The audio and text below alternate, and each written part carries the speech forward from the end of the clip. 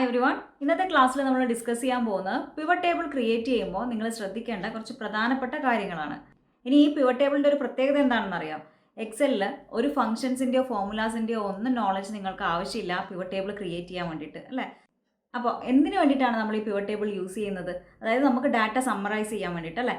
ഏത് വലിയ ഡാറ്റയും ആയിക്കോട്ടെ വളരെ പെട്ടെന്ന് തന്നെ നിങ്ങൾക്ക് സമ്മറൈസ് ചെയ്തിട്ട് നിങ്ങൾക്ക് അതിൻ്റെ ഉള്ള ഡീറ്റെയിൽസ് ഒക്കെ എടുക്കാൻ സാധിക്കുന്നതായിരിക്കും. അത് മാത്രമല്ല പിവറ്റ് ടേബിൾ യൂസ് ചെയ്തിട്ട് നമുക്ക് റിപ്പോർട്ട് ക്രിയേറ്റ് ചെയ്യാം അല്ലേ. അപ്പോൾ ഇതിനൊക്കെ വേണ്ടി നമുക്ക് ഈ പിവറ്റ് ടേബിൾ യൂസ് ചെയ്യുമ്പോൾ അത് യൂസ് ചെയ്യാൻ അറിഞ്ഞില്ലെങ്കിൽ നമുക്ക് പണി കിട്ടും അല്ലേ. അപ്പോൾ പിവറ്റ് ടേബിൾ ക്രിയേറ്റ് ചെയ്യുമ്പോൾ നമ്മൾ ശ്രദ്ധിക്കേണ്ട കുറച്ച് കാര്യങ്ങളും അതിനോടനുബന്ധിച്ച് കുറച്ച് ടിപ്സ് ആൻഡ് ട്രിക്സുമാണ് ഞാനിവിടെ പറയാൻ പോകുന്നത്. നമുക്ക് ക്ലാസ് സ്റ്റാർട്ട് ചെയ്യാം. അറിയാത്തവർക്ക് വേണ്ടിയിട്ട് ഞാനിവിടെ ആദ്യം പറയാം പിവറ്റ് ടേബിൾ എങ്ങനെ ക്രിയേറ്റ് ചെയ്യാം എന്നുള്ളത്. ഈ ഒരു വർക്ക്ഷീറ്റിൽ നമ്മുടെ ഡാറ്റ ഉണ്ട്. അപ്പോൾ ഈ ഡാറ്റയിൽ മിഡിലിൽ വെച്ചിട്ട് നമ്മൾ എന്ത് ചെയ്യുക, ഇൻസേർട്ട് ടാബിൽ പോവുക. ഇവിടെ ഫസ്റ്റ് തന്നെ ഓപ്ഷൻ ഉണ്ട് പിവറ്റ് ടേബിൾ എന്നുള്ളത്. ഇതൊന്ന് ക്ലിക്ക് ചെയ്ത് കൊടുക്കുക.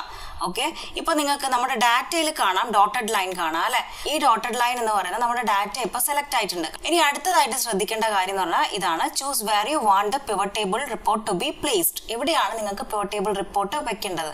അതായത് ന്യൂ വർക്ക്ഷീറ്റ് അല്ലെങ്കിൽ എക്സിസ്റ്റിംഗ് വർക്ക്ഷീറ്റ്. ഞാനിവിടെ ന്യൂ വർക്ക്ഷീറ്റ് തന്നെയാണ് കൊടുക്കുന്നത്. ഓക്കെ ക്ലിക്ക് ചെയ്ത് കൊടുക്കുന്നു. ഇപ്പോൾ പുതിയൊരു വർക്ക്ഷീറ്റിൽ നിങ്ങളുടെ പിവറ്റ് ടേബിളിന്റെ ഫീൽഡുകളൊക്കെ തന്നെ വന്നിട്ടുണ്ട്. ഈ ഒരു റൈറ്റ് സൈഡിൽ കാണുന്നതാണ് പിവറ്റ് ടേബിൾ ഫീൽഡ്സ് എന്ന് പറയുന്നത്. ഇവിടെ നിങ്ങൾക്ക് നോക്കാം product, category, amount, date, country അല്ലേ. ഇതൊക്കെ എന്താണ്? നമ്മുടെ ഡാറ്റയിൽ ഒന്ന് പോയി നോക്കാം. കണ്ടോ, product, category, amount, date, country. അപ്പോൾ ഇതൊക്കെ എന്താണ്? ഇതൊക്കെ നമ്മുടെ കോളം ഹെഡേഴ്സ് ആണ്. അപ്പോൾ ഇത് തന്നെയാണ് നമ്മുടെ ഫസ്റ്റ് പോയിന്റ് എന്ന് പറയുന്നത്. അതായത് നിങ്ങളുടെ ഡാറ്റയ്ക്ക് കോളം ഹെഡേഴ്സ് ഉണ്ടായിരിക്കണം. ഓക്കെ, അപ്പോൾ പിവറ്റ് ടേബിൾ ക്രിയേറ്റ് ചെയ്യുമ്പോൾ ഫസ്റ്റ് നമ്മൾ നോട്ട് ചെയ്യേണ്ട കാര്യം എന്ന് പറഞ്ഞാൽ എന്താണ്? നമ്മുടെ ഡാറ്റയ്ക്ക് കോളം ഹെഡേഴ്സ് ഉണ്ടായിരിക്കണം. മനസ്സിലായല്ലോ? അപ്പോൾ അതാണ് പോയിന്റ് നമ്പർ 1 എന്ന് പറയുന്നത്. ഇത് കൂടാതെ ഡാറ്റയിൽ നിങ്ങൾ ശ്രദ്ധിക്കേണ്ട കുറച്ച് കാര്യങ്ങൾ കൂടിയുണ്ട്. അതായത് നമ്മുടെ ഡാറ്റയിൽ ഒരു ബ്ലാങ്ക് റോയോ ബ്ലാങ്ക് കോളമോ പാടില്ല. ബ്ലാങ്ക് സെൽസ് ഉണ്ടായാൽ പ്രശ്നമില്ല, പക്ഷേ ബ്ലാങ്ക് റോസോ ബ്ലാങ്ക് കോളംസോ നമ്മുടെ ഡാറ്റയിൽ ഉണ്ടാവാൻ പാടില്ല. ഇതാണ് സെക്കൻഡ് പോയിന്റ് എന്ന് പറയുന്നത്. നിങ്ങളൊരു പിവറ്റ് ടേബിൾ ക്രിയേറ്റ് ചെയ്യാൻ പോകുമ്പോൾ നിങ്ങൾക്ക് എന്താണ് വേണ്ടത് ഇതിൽ നിന്ന് എന്നുള്ള ഒരു ഐഡിയ നിങ്ങൾക്ക് ഉണ്ടായിരിക്കണം. ഓക്കെ, അപ്പോൾ എനിക്കിതിൽ വേണ്ടത് എന്താണെന്ന് വെച്ചിട്ടുണ്ടെങ്കിൽ ഓരോ പ്രോഡക്റ്റും എത്ര എമൗണ്ടിന് സെല്ലായി എന്നുള്ളതാണ് എനിക്ക് വേണ്ടതെന്ന് വിചാരിക്കാം. ഓക്കെ, എന്താണ്? ഓരോ പ്രോഡക്റ്റും എത്ര എമൗണ്ടിന് സെല്ലായി എന്നുള്ളതാണ് എനിക്ക് വേണ്ടത്. അപ്പോൾ ഞാൻ ഈ ഇതിലേക്ക് വന്നിട്ട് പിവറ്റ് ടേബിൾ ഫീൽഡുകൾ എടുത്തിടുകയാണ്. പ്രോഡക്റ്റ് എന്ന് പറയുന്നത് ഞാൻ റോസിലാണ് ഇടുന്നത്. ഓക്കെ, ദെൻ എന്താണ്? എമൗണ്ട് ആണല്ലേ എനിക്കിനി വേണ്ടത്. എമൗണ്ട് എപ്പോഴും നമ്പേഴ്സ് എപ്പോഴും വാല്യൂസിൽ ഇടണം. ഓക്കെ, ആപ്പിൾ എന്ന് പറയുന്നത് 85,857 സെല് ചെയ്തിട്ടുള്ളത്. അത് മാത്രമല്ല എനിക്കിവിടെ ഗ്രാൻഡ് ടോട്ടലും കൂടി വന്നിട്ടുണ്ട്. അപ്പോൾ ഓരോ ഐറ്റവും എത്ര എമൗണ്ടിന് സെല്ലായിട്ടുണ്ട് എന്നുള്ളത് എനിക്ക് വളരെ കറക്റ്റായിട്ട് ഇവിടെ കാണാം. അപ്പോൾ നമ്മൾ സിമ്പിളായിട്ട് ഒരു പിവറ്റ് ടേബിൾ ഇവിടെ ക്രിയേറ്റ് ചെയ്തിട്ടുണ്ട് അല്ലേ. ഇനിയിപ്പോൾ നിങ്ങൾക്ക് നോക്കാം ക്യാരറ്റ്സ് എന്ന് പറയുന്നത് 48,462 ഇവിടെ സെല് ചെയ്തിട്ടുള്ളത് അല്ലേ. ഷീറ്റ് 1 വന്നിട്ട് ക്യാരറ്റിൻ്റെ ഒരു സെല്ല് സെലക്ട് ചെയ്തിട്ട് ആ ഡാറ്റ മാറ്റിയിട്ട് ഞാൻ അവിടെ ആപ്പിൾ തന്നെ ഇടുകയാണ്. ഓക്കെ, എന്നിട്ട് ഞാൻ എൻ്റർ കീ പ്രസ് ചെയ്തു. ഇപ്പോൾ നമ്മൾ ഇവിടെ വരുമ്പോൾ ക്യാരറ്റ്സ് എന്നുള്ളത് 48,000 തന്നെയാണുള്ളത്. അത് അപ്ഡേറ്റ് ആയിട്ടില്ല അല്ലേ. അപ്പോൾ എങ്ങനെയാണ് ഈ പിവറ്റ് ടേബിൾ നമ്മൾ അപ്ഡേറ്റ് ചെയ്യുക? എങ്ങനെയാണ്? ജസ്റ്റ് നമ്മുടെ ഡാറ്റയിൽ വെച്ചിട്ട് രണ്ട് രീതിയിൽ നിങ്ങൾക്ക് ചെയ്യാം. ജസ്റ്റ് നമ്മുടെ ഡാറ്റയിൽ വെച്ചിട്ട് റൈറ്റ് ക്ലിക്ക് ചെയ്യുക. അപ്പോൾ നിങ്ങൾക്ക് റിഫ്രഷ് എന്നുള്ള ഈ ഒരു ഓപ്ഷൻ കാണാം. ഒന്നുകിൽ ഇങ്ങനെ ചെയ്യാം, അതല്ല എങ്കിൽ നമ്മുടെ പിവറ്റ് ടേബിൾ അനലൈസ് എന്നുള്ള ഈ ടാബ് ഉണ്ട്. ഇവിടെ നിങ്ങൾക്ക് പോയാൽ കാണാം റിഫ്രഷ് എന്നുള്ള ഓപ്ഷൻ. റിഫ്രഷ് ചെയ്ത് കൊടുത്തു. ദെൻ ക്യാരറ്റ്സ് എന്ന് പറയുന്നത് 47,000 മാറിയിട്ടുണ്ട്. അതുപോലെ തന്നെ ആപ്പിൾ 86 മാറി. മനസ്സിലായല്ലോ? അപ്പൊ ഇങ്ങനെയാണ് നമ്മുടെ ഡാറ്റയിൽ എന്തെങ്കിലും ചേഞ്ച് വന്നിട്ടുണ്ടെങ്കിൽ പിവറ്റ് ടേബിൾ അപ്ഡേറ്റ് ചെയ്യുന്നത്. മനസ്സിലായ? ഇനി ഞാൻ വേറൊരു സംഭവം കൂടി കാണിച്ചു തരാം. ഷീറ്റ് 1 വന്നിട്ട് ഞാനിവിടെ ഒരു റോയിലും കൂടി ടൈപ്പ് ചെയ്ത് കൊടുക്കുകയാണ്. അതായത് ഒരു ഡാറ്റയും കൂടി എക്സ്ട്രാ ചേർക്കുകയാണ്. ഞാൻ ഒരു ഡാറ്റയും കൂടി ഇൻസേർട്ട് ചെയ്തിട്ട് എൻ്റർ കീ പ്രസ് ചെയ്തിട്ടുണ്ട്.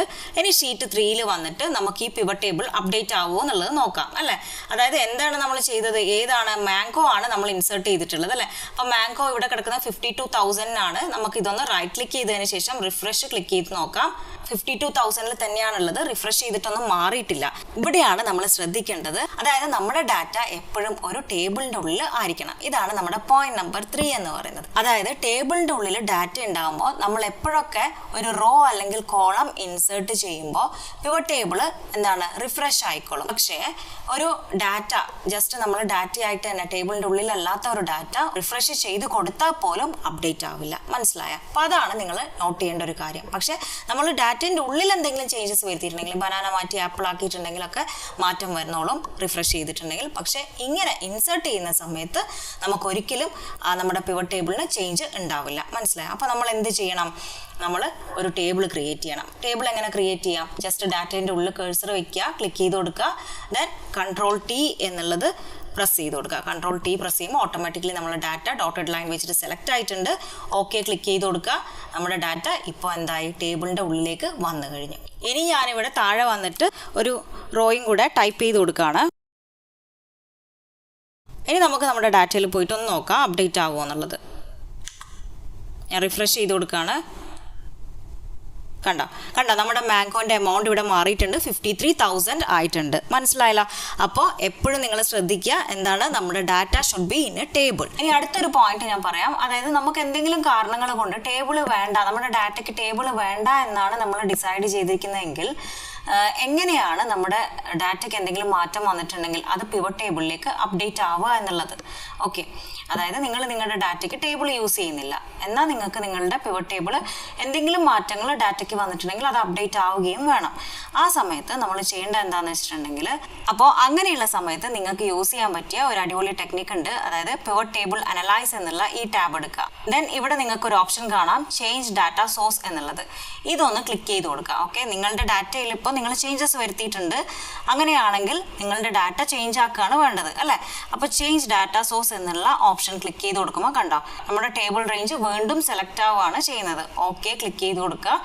അപ്പോൾ ഇവിടെയുള്ള ഡാറ്റ അപ്ഡേറ്റ് ആവുന്നതായിരിക്കും. ഓക്കെ, നേരത്തെ നമ്മൾ പറഞ്ഞു റിഫ്രഷ് ഇവിടുന്ന് ക്ലിക്ക് ചെയ്യാം. റിഫ്രഷ് ക്ലിക്ക് ചെയ്തുകൊണ്ട് എന്താണ്, അതായത് നമ്മൾ ഉള്ളിൽ എന്തെങ്കിലും മാറ്റങ്ങൾ വരുത്തിയിട്ടുണ്ടെങ്കിൽ മാത്രമേ റിഫ്രഷ് ക്ലിക്ക് ചെയ്തിട്ടുണ്ടെങ്കിൽ അപ്ഡേറ്റ് ആവുള്ളൂ. ഇൻസേർട്ട് ചെയ്യുന്ന സമയത്ത് ഏതെങ്കിലും പുതിയൊരു ഡാറ്റ താഴെ വന്നിട്ട് ഇൻസേർട്ട് ചെയ്യുന്ന സമയത്ത് അല്ലെങ്കിൽ പുതിയൊരു കോളം ഇൻസേർട്ട് ചെയ്യുന്ന സമയത്ത് ആ സോഴ്സ് ഡാറ്റ ചേഞ്ച് ചെയ്ത് കൊടുത്താൽ മാത്രമേ അപ്ഡേറ്റ് ആവുള്ളൂ. അപ്പോൾ ക്ലിയർ ആയല്ലോ? ഇനി നമ്മുടെ അടുത്ത പോയിന്റ് എന്ന് പറയുന്നത് പിവറ്റ് ടേബിൾ ഫീൽഡ്സിനെ പറ്റിയിട്ടാണ്. അതായത് പിവറ്റ് ടേബിൾ ഫീൽഡ്സിനെ നമുക്ക് ഇഷ്ടമുള്ള സ്ഥലത്തേക്ക് മൂവ് ചെയ്യാൻ സാധിക്കുന്നതായിരിക്കും. അതെങ്ങനെയാണെന്ന് അറിയണ്ടേ? അതായത് പിവറ്റ് ടേബിൾ ഫീൽഡിലേക്ക് നമ്മൾ കഴ്സർ കൊണ്ടുവരിക. അപ്പോൾ നമുക്ക് കാണാം ഒരു 4-way ആരോ കാണാം അല്ലേ? ആ 4-way ആരോ കാണുമ്പോൾ ജസ്റ്റ് മൗസിൽ ക്ലിക്ക് ചെയ്ത് വെച്ചതിന് ശേഷം ഒന്ന് ഇതിനെ ഡ്രാഗ് ചെയ്യുക. ഡ്രാഗ് ചെയ്തിട്ട് നമുക്കിത് ഇഷ്ടമുള്ള സ്ഥലത്തേക്ക് മൂവ് ചെയ്ത് വെക്കാൻ സാധിക്കുന്നതായിരിക്കും. ഇപ്പോൾ നിങ്ങൾക്ക് കാണാം ഇതിൻ്റെ സൈസൊക്കെ ഒന്ന് കുറഞ്ഞിട്ടുണ്ട് അല്ലേ? ഇത് നമുക്ക് വലിയ സൈസിൽ കാണണമെന്നുണ്ടെങ്കിൽ ജസ്റ്റ് റീസൈസ് എന്നുള്ളത് ക്ലിക്ക് ചെയ്ത് കൊടുത്തിട്ടുണ്ടെങ്കിൽ കണ്ട നമ്മൾ കഴ്സർ മൂവ് ചെയ്യുന്നതിനനുസരിച്ച് ഇത് സൈസ് മാറ്റി കൊണ്ടുവരാം നമുക്ക്. ഇനി ഇവിടെയല്ല നമുക്ക് ആദ്യമുള്ള സ്ഥലത്തേക്ക് തന്നെ ഇതിനെ മൂവ് ചെയ്യണം എന്നുണ്ടെങ്കിൽ എന്ത് ചെയ്താൽ മതി? ജസ്റ്റ് അവിടെ തന്നെ കൊണ്ടുപോയി വെച്ചതിന് ശേഷം ഡബിൾ ക്ലിക്ക് ചെയ്ത് കൊടുക്കുക. കണ്ട അത് ആ ഒരു പൊസിഷനിലേക്ക് തന്നെ എത്തിയിട്ടുണ്ട്. മനസ്സിലായല്ലോ? അപ്പോൾ എങ്ങനെയാണ് നമുക്ക് ഇഷ്ടമുള്ള സ്ഥലത്തേക്ക് നമ്മൾ പിവറ്റ് ടേബിൾ ഫീൽഡ്സ് മൂവ് ചെയ്യുന്നത്. ഇനിയിപ്പോൾ ഉണ്ടല്ലോ നിങ്ങൾ ചിലരുടെ ഡൗട്ടാണ്, ഇതിപ്പോൾ നമ്മളൊരു സെല്ലിൽ ക്ലിക്ക് ചെയ്തതാണ്, അപ്പോൾ നമ്മുടെ ഫീൽഡുകളൊന്നും തന്നെ കാണാനില്ല അല്ലേ? ഈ ഒരു സൈഡിലൊന്നും തന്നെ ഇല്ല അല്ലേ? അപ്പോൾ അത് തിരിച്ചു വരാൻ വേണ്ടിയിട്ട് എന്താ ചെയ്യേണ്ടത്? പിവറ്റ് ടേബിളിൻ്റെ ഡാറ്റ അതിൽ കൊണ്ടുപോയി ഒന്ന് കഴ്സർ ക്ലിക്ക് ചെയ്ത് കൊടുക്കുക. അപ്പോൾ തന്നെ നമ്മുടെ ഫീൽഡൊക്കെ ഇവിടെ തിരിച്ചു വരുന്നതായിരിക്കും. ഓക്കെ, ഇനി അടുത്തൊരു ട്രിക്ക് ഞാൻ പറയാം. അതായത് നമ്മുടെ ഈ പിവറ്റ് ടേബിൾ ഫീൽഡ്സ് ഉണ്ടല്ലോ അത് ഹൈഡ് ചെയ്യുക എങ്ങനെയാണെന്നാണ്. അതായത് നിങ്ങൾക്കറിയാം ഞാനിപ്പോൾ ഈ ഒരു സെല്ലിൽ ക്ലിക്ക് ചെയ്ത് വെച്ചിട്ടുണ്ടെങ്കിൽ അത് പോകുന്നതായിരിക്കും. പക്ഷേ തിരിച്ച് ഡാറ്റയിൽ വന്നിട്ട് വീണ്ടും ക്ലിക്ക് ചെയ്തിട്ടുണ്ടെങ്കിൽ അതിവിടെ വരുന്നതായിരിക്കും അല്ലേ?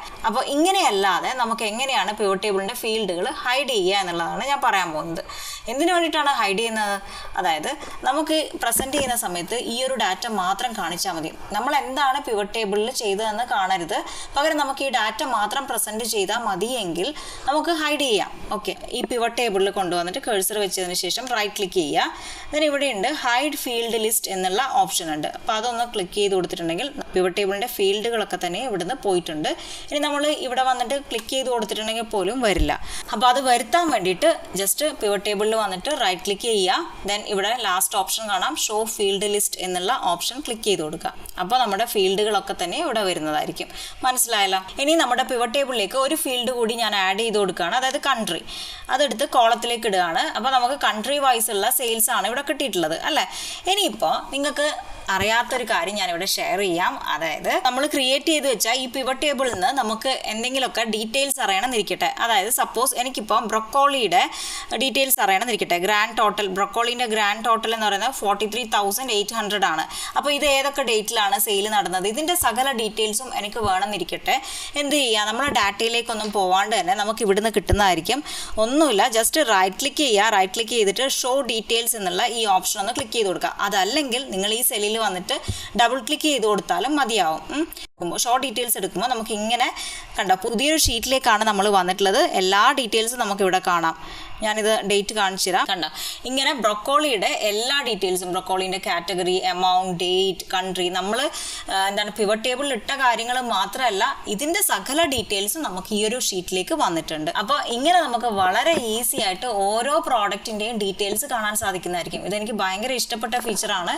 അപ്പോൾ എല്ലാവരും ഒന്ന് ട്രൈ ചെയ്ത് നോക്കാം. ഇനി അടുത്തതായിട്ട് നിങ്ങൾക്ക് നിങ്ങളുടെ പിവറ്റ് ടേബിളിൻ്റെ സ്റ്റൈൽസ് ഒക്കെ മാറ്റി കൊടുക്കാം. അതായത് നിങ്ങൾ പിവറ്റ് ടേബിളിൽ ക്ലിക്ക് ചെയ്ത് വെച്ചതിന് ശേഷം ഡിസൈൻ ടാബിലേക്കാണ് അതിനായിട്ട് പോകേണ്ടത്. ഓക്കെ, ഡിസൈൻ ടാബിൽ പോകുമ്പോൾ നിങ്ങൾക്ക് ഇങ്ങനെയുള്ള ഓപ്ഷൻ കാണാം. അപ്പോൾ ഇതിലേത് വേണമെങ്കിലും നിങ്ങൾക്ക് സെലക്ട് ചെയ്ത് കൊടുക്കാം. കണ്ടോ ഒരുപാട് ഓപ്ഷൻസ് നമുക്ക് അവൈലബിൾ ആണ്. അപ്പോൾ ഇതിലേത് വേണമെങ്കിലും നിങ്ങൾക്ക് നിങ്ങളുടെ ഇഷ്ടത്തിനനുസരിച്ച് സെലക്ട് ചെയ്യാം. അപ്പോൾ ഇത്രയാണ് ഇന്നത്തെ നമ്മുടെ പിവറ്റ് ടേബിൾ ട്രിക്സ് എന്ന് പറയുന്നത്. ഇത് മാത്രമല്ല ഒരുപാട് കാര്യങ്ങൾ ഇനിയും പറയാനുണ്ട്, കണ്ടിന്യൂ ചെയ്യുന്നതായിരിക്കും. ഇനിയിപ്പോൾ നിങ്ങൾ പ്രത്യേകം അറിയേണ്ട ഒരു കാര്യം എന്ന് പറഞ്ഞിട്ടുണ്ടെങ്കിൽ പിവറ്റ് ടേബിളിൽ ഡേറ്റിനെ പറ്റിയിട്ട് ഒരുപാട് പേർക്ക് ഡൗട്ട് വരുന്ന കാര്യമാണ്. അപ്പോൾ അത് നമുക്ക് ഡീറ്റെയിൽ ആയിട്ട് ഡേറ്റ് മാത്രം വെച്ചിട്ട് ഡിസ്കസ് ചെയ്യാം. ഇന്നത്തെ ക്ലാസ് നമ്മളിവിടെ വൈൻഡപ്പ് ചെയ്യുകയാണ്. എല്ലാവർക്കും മനസ്സിലായിട്ടുണ്ടാവുമെന്ന് വിചാരിക്കുന്നു. So thank you for watching. By.